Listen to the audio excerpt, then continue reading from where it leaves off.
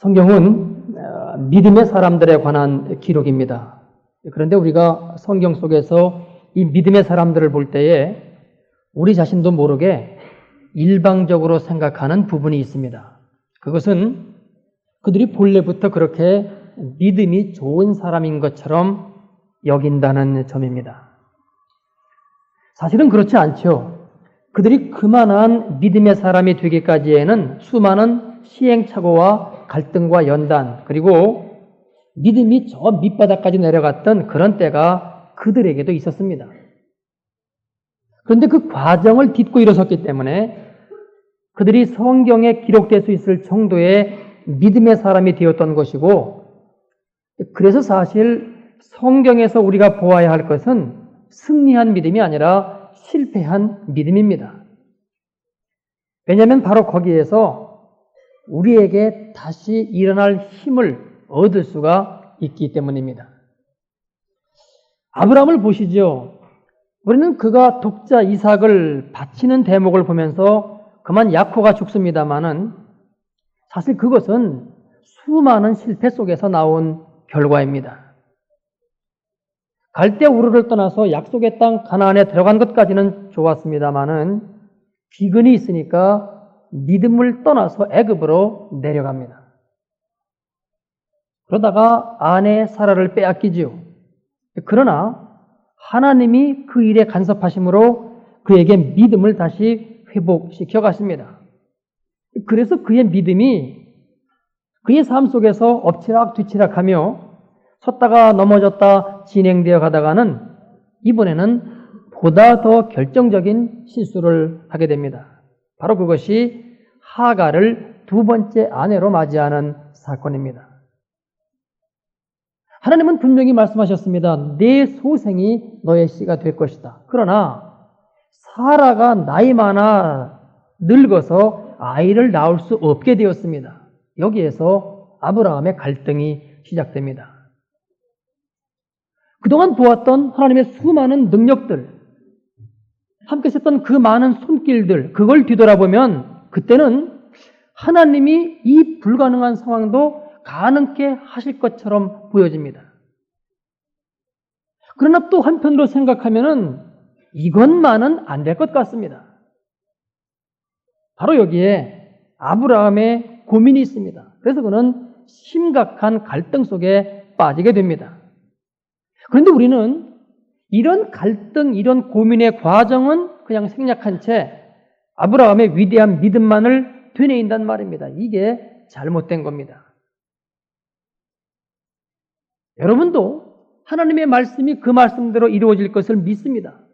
그리고 여러분 나름대로 하나님께로부터 받은 어떤 약속의 말씀이 분명히 있을 것입니다.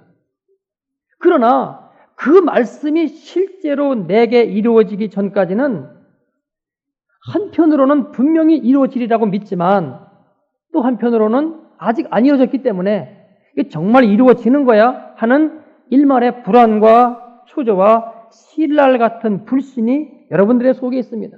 아직 그 일이 이루어지지 않았기 때문입니다. 그런데 우리는 이것을 죄악시하거나 나는 왜 이렇게 믿음이 없을까 이렇게 한탄하는데 아닙니다. 이러한 과정은 우리에게 당연한 겁니다. 왜냐하면 우리가 인간이기 때문입니다. 오늘 설교의 제목이 하나님의 고난입니다. 사실 고난은 성경에 나타나고 있는 주된 주제 가운데 하나입니다. 실제로 우리 인생에 숱한 고난이 있기 때문입니다. 그리고 하나님도 우리에게 주어지는 그 고난을 통해서 우리에게 당신의 목적하는 바를 이루시기 때문에 성경이 고난에 대해서 말하고 있는 것은 하나도 이상할 것이 없습니다. 그러나 그동안 우리들이 보아왔던 고난의 대상은 늘 우리들 인간이었습니다. 왜 이렇게 우리에게는 고난이 많은가? 하나님은 지금 뭘 하고 계시는 건가? 왜 하나님은 응답하지 않고 계시는가 하는 우리를 대상으로 한 고난의 문제였습니다. 그런데 오늘의 내용은 하나님이 고난을 당한다는 내용입니다. 하나님이 고난을 당한다. 하나님도 고난을 당하신다? 그분은 전능하신 분인데 전능하신 분이 고난을 당해? 그렇습니다. 여러분, 하나님도 고난을 당하십니다. 그리고 당하셔야 됩니다. 그래야 우리와 연관을 맺으실 수가 있고 또한 당신의 계획을 이 땅에서 이루실 수가 있기 때문입니다. 오늘 본문 말씀을 제가 다시 한번 봉독하겠습니다. 그는 육체에 계실 때에 자기를 죽음에서 능히 구원하실 이에게 심한 통곡과 눈물로 간구와 소원을 올렸고 그의 경건하심으로 말미암아 들으심을 얻었느니라. 그가 아들이시면서도 받으신 고난으로 순종함을 배워서 온전하게 되었은즉 자기에게 순종하는 모든 자에게 영원한 구원의 근원이 되시고 하나님께 멜기세덱의 반차를 따른 대제사장이라 칭하심을 받으셨느니라. 지금 읽은 본문에 의하건대는 고난을 당하신 분은 예수님이십니다. 왜냐하면 초월적으로 존재하고 계시는 하나님은 고난을 당할 수도 없을 뿐더러 또한 고난을 당한다 하더라도 그것은 우리와 아무런 상관이 없기 때문입니다. 하나님이 하늘에서 당하시는 고난이 이 땅에 있는 우리와 무슨 관계가 있습니까? 마치 우리가 개미들에게 얘들아 내가 너희들 때문에 얼마나 매를 많이 맞았는 줄 아느냐 이렇게 말한들 개미에게는 우리의 그 매 맞음이 아무런 관련이 없는 것과 똑같습니다. 그래서 하늘에 계신 하나님이 우리와 연관을 맺기 위해서는 우리와 같은 인간이 되셔서 이 땅에 오셔야만 했습니다. 그리고 그 연관을 맺는 방법이 당신이 당하시는 그 고난입니다. 고난의 문제를 말할 때 제일 중요한 것은 그 고난이 실제로 있었느냐 하는 점입니다. 실제로 그가 그 고난 가운데 처해 있어야 그 고난이 의미가 있고 효력이 있단 말입니다. 그렇지 아니하고 말로만의 고난의 모양만이 있는 것, 흉내만 내는 그러한 고난은 결코 고난 운운할 수 없음을 우리는 먼저 기억해야 됩니다. 여러분에게 혹 지금 고통과 고난이 닥쳐오고 있습니까? 그것이 의미가 있으려면은 그리고 그 고통과 고난에서 어떤 바람직한 결과를 여러분이 바란다고 하면은 그것을 피하려고 하지도 마시고 감소시키려고 하지도 마십시오. 당당하게 그 고통과 고난을 맞이하여 그 속에 거하기 시작할 때에 바로 거기에 우리의 살 길이 있고 하나님의 뜻이 이루어지기 시작합니다. 우리는 예수님이 당하신 그 십자가의 고통과 고난을 감소 내지는 축소시켜보는 경향이 있습니다. 마치 아브라함의 믿음이 본래부터 좋았던 것으로 생각하듯이 예수님은 하나님의 아들이신데 무슨 그리 큰 고통이 있었겠는가 이런 생각들을 하는 거죠. 그래서 모든 게 다 수월하게 넘어간 것처럼 생각들을 합니다. 그때 우리의 믿음에 무엇이 문제되는 거 아니? 지금 내가 당하고 있는 고통과 고난이 예수님이 당한 것보다 더 커 보이기 시작한다는 사실입니다. 그리고 이렇게 되면은 주님은 나를 도울 수 없는 분이 되고 맙니다. 왜냐하면 그분은 나만큼 이러한 고통을 체험하지 못했으니까요. 그러나 이것은 성경을 너무 잘못 보고 있는 것입니다. 그분이 십자가를 향해서 가고 있는 이 길은 그분에게는 말할 수 없이 심각한 고통과 고난의 길입니다. 왜냐하면 그분이 이 땅에 우리와 같은 인간으로 오셨기 때문입니다. 우리가 육신을 입은 인간이기 때문에 말씀을 믿는 믿음에 있어서 믿는다 하면서도 갈등이 있고 고민이 있듯이 그분도 십자가의 길을 감에 있어서 우리와 같은 육신으로 오셨기 때문에 이루 말할 수 없는 번민과 갈등이 있었습니다. 이제 3년간의 사역을 다 마치고 드디어 오늘 밤 붙잡혀서는 내일이면 십자가에 달려야 할 시간이 닥쳐왔습니다. 이때 그분은 특별히 사랑하는 제자 3명만을 데리고 겟세마네 동산으로 올라갑니다. 하나님에게 다시 한번 아뢰고 싶어서입니다. 물론 그분은 이 길을 가야만 한다는 것을 압니다. 모르는 것이 아닙니다. 그러나 그 고통이 너무 큰 겁니다. 그래서 공생의 초기부터 마귀를 통해서 찾아왔던 유혹이 무엇입니까? 십자가를 지지 않는 방법으로 이 일을 감당할 수 없느냐 하는 것이었습니다. 그래서 돌을 떡으로 만들어 경제적 문제를 풀어나감으로써 이들에게 메시아로 인정받을까 하는 유혹, 성전에서 뛰어내려서 이적과 기적을 일으켜 이들에게 메시아로 인정받을까 하는 유혹, 에이 다 귀찮다, 아예 그냥 마귀에게 절해서 이 땅의 부귀 영화와 명예를 누릴까 하는 유혹. 그러나 이 세 방법 다 사람들에게서 메시아라는 인정은 받을 것이지만은 하나님이 원하시는 메시아의 내용은 이런 내용이 아니란 말입니다. 이사야서 53장에서 말씀하고 있듯이 고난받는 메시아여야 하는 겁니다. 그러나 십자가의 죽음의 길은 정말 가기 싫은 처절한 길입니다. 주님도 아십니다. 이 길만이 당신도 구원받고 세상 모든 사람들을 구원하는 길임을 아십니다. 그러나 이걸 아는 것과 실제로 내가 그 길을 가는 것은 별개의 문제입니다. 더구나 그 길이 실제로 고통과 고난이 극대화되는 길이라고 하면 말입니다. 그래서 예수님이 세 제자들에게 하신 말씀이 무엇입니까? 내 마음이 심히 고민하여 죽게 되었으니 너희는 여기서 기도하라는 겁니다. 그 십자가의 고통, 고난이 사실이기에 그분도 고민하고 있는 것입니다. 마치 아브라함이 경수가 끊어진 사라에게 계속 기대를 걸어야 하는지 하가를 새롭게 맞아야 하는지 고민하고 있는 것처럼, 또 우리에게 주어진 하나님의 약속의 말씀이 아직 이루어지지 않았을 때에 과연 이게 맞아? 정말 이 말씀대로 이루어질까 하며 고민하듯이 예수님도 지금 이 실존하는 십자가의 고통 때문에 고민하고 있는 것입니다. 그 고민이 얼마나 컸으면 기도하는 예수님의 땀방울이 핏방울처럼 되었다고 성경은 기록하고 있을 거예요.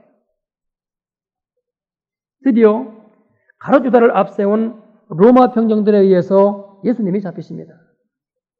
그때 그들은 예수님에게 침뱉고 때리며 조롱합니다. 너를 때리는 자가 누구인지 알아맞혀 보아라. 그러나 그분은 아무런 대답이 없으십니다. 드디어 십자가에 못 박혀서 세워집니다. 그때 백성들이 말합니다. 네가 만일 하나님의 아들이거든 자기를 구원하고 십자가 위에서 내려오라. 그러나 아무 말 없이 그 고통스러운 조롱을 그대로 다 받고 계십니다. 드디어 백성들은 나름대로의 결론을 내립니다. 저가 남은 구원하였으되 자기는 구원할 수 없도다.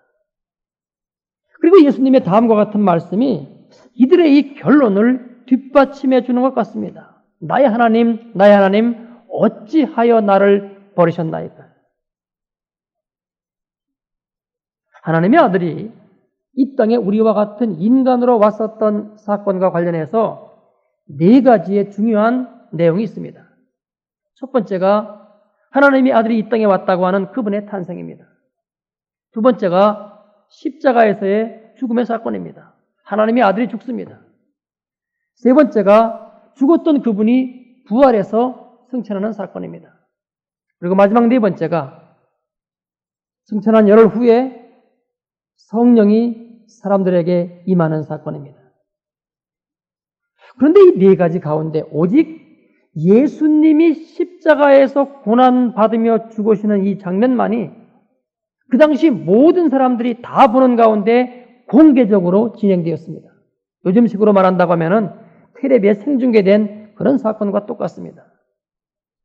그 외에 세 가지 사건들, 예수님의 탄생, 동방박사와 양치는 목자들, 그리고 안나와 시므이만이 그 사실을 보고 알았을 뿐입니다. 부활 성천의 사건, 이거 참 묘하죠? 예수님은 부활하신 후에 40일 동안 여러 차례 당신의 모습을 나타내 보이셨는데 그것은 꼭 예수님을 믿은 사람들에게만 나타나셨지 믿지 않는 사람들에게는 한 번도 나타내 보이질 않았습니다. 그러니까 그 무덤을 지키던 병사들이 돈 몇 푼을 받고는 예수님의 제자들이 밤에 예수님의 시체를 훔쳐갔다고 외치며 다닐 수 있었던 거지요. 성령 강림 역시 마찬가지입니다. 예수님이 약속하신 대로 이 성령 강림이 있을 것을 믿고 전심으로 구한 120문도에게만 성령이 임했습니다. 그러나 십자가의 사건은 아닙니다. 온 예루살렘과 온 유대 사람들이 다 보는 가운데 진행되었습니다. 도대체 하나님은 왜 예수님이 십자가에 죽으시는 이 순환의 사건만을 온 사람에게 보여주고 계신 걸까? 하나님도 아무런 대책이 없어 보이는 이 절망적인 순간을 왜 하나님은 모든 사람에게 보여주고 계신 걸까? 그럼으로써 오히려 예수님을 더 믿지 못하게 만들고 있고 있는 것은 아닌가? 또 복음서를 보면은 복음서 전체 내용의 약 3분의 1이 바로 이 예수님이 당하신 순환, 고난에 관한 기록입니다. 십자가의 이 순환, 이 고난이 도대체 무엇이기에 이 확실한 패배의 사건을 하나님은 온 세상 사람들에게 나팔을 불어가며 알려주고 계시느냐 하는 말입니다. 그것은 그분이 당하셨던 이 고난만이 우리를 살릴 수 있었기 때문입니다. 뿐만 아니라 당신 자신도 살릴 수 있었기 때문입니다. 본문 7절 말씀을 다시 보겠습니다. 그는 육체에 계실 때에 자기를 죽음에서 능히 구원하실 이에게 심한 통곡과 눈물로 간구와 소원을 올렸고 그의 경외하심을 인하여 들으심을 얻었느니라. 그는 육체에 계실 때에 자기를 죽음에서 능히 구원하실 이에게, 여기서 우리는 두 가지를 봐야 됩니다. 한 가지는 그분은 이때 하나님의 아들이 아니라 사람의 아들로 존재했다고 하는 점입니다. 육체에 계실 때에. 또 한 가지는 자기를 죽음에서 능히 구원하실 이에게, 이 구원은 자기 자신만의 죄 없음, 깨끗함의 문제가 아니라 하나님이 당신에게 맡기신 그 일을 온전히 이루는 것과 관계가 있습니다. 여러분, 예수님이야 본래 죄가 없으신 분인데요. 그분이 구원받지 못할 일이 무엇이 있겠습니까? 그러나 지금 여기 이 말은 무엇을 의미하고 있습니까? 당신만 구원받는 것이 아니라 모든 인류가 구원받는 이 일을 말하고 있습니다. 그렇기 때문에 자기를 죽음에서 능히 구원하실 이에게, 이 말은 모든 사람들의 구원, 그래서 당신에게 맡겨진 사역과 관련이 있는 말입니다. 여러분, 사도 바울도 빌립보서 2장 12절에서 이런 말을 하고 있습니다. 그러므로 나의 사랑하는 자들아, 너희가 나 있을 때뿐 아니라 더욱 지금 나 없을 때에도 항상 복종하여 두렵고 떨림으로 너희 구원을 이루라. 빌립보 교인들이 구원받지 못한 사람들이 아닙니다. 예수님을 믿지 않는 사람들이 아닙니다. 그러나 너에게 맡겨진 일을 다 감당함으로써 너희의 구원을 온전히 이루라고 하는 것입니다.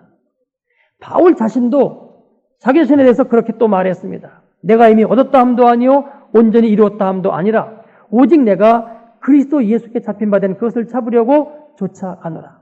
형제들아, 나는 아직 내가 잡은 줄로 여기지 아니하고 오직 한 일, 즉 뒤에 있는 것은 잊어버리고 앞에 있는 것을 잡으려고 표대를 향하여 그리스도 예수 안에서 하나님이 위에서 부르신 부름의 상을 위하여 쫓아가노라.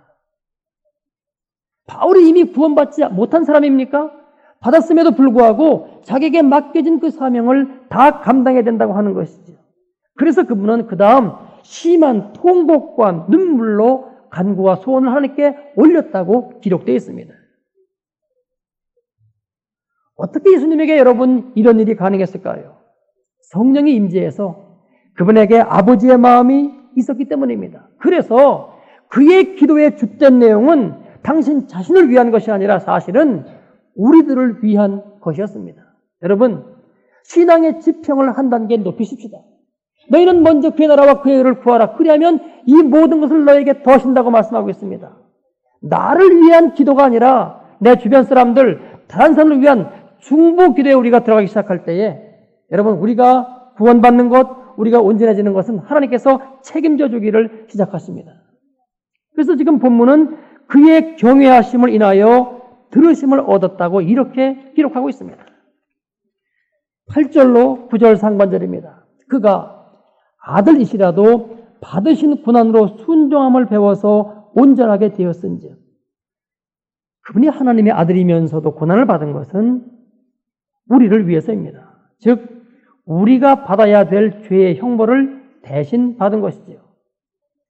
그리고 이때 순종함이란 하나님의 뜻에 대한 순종함이고요. 그분이 이루어야 할 하나님의 뜻이란 방금 보았던 것처럼 세상의 모든 사람들을 구원하는 이것이었습니다. 그런데 이 일에 그분이 당하시는 고난, 이것이 필수적이란 말입니다. 왜냐하면 그분이 고난을 당하여야만 우리의 죄의 문제가 해결되기 때문입니다.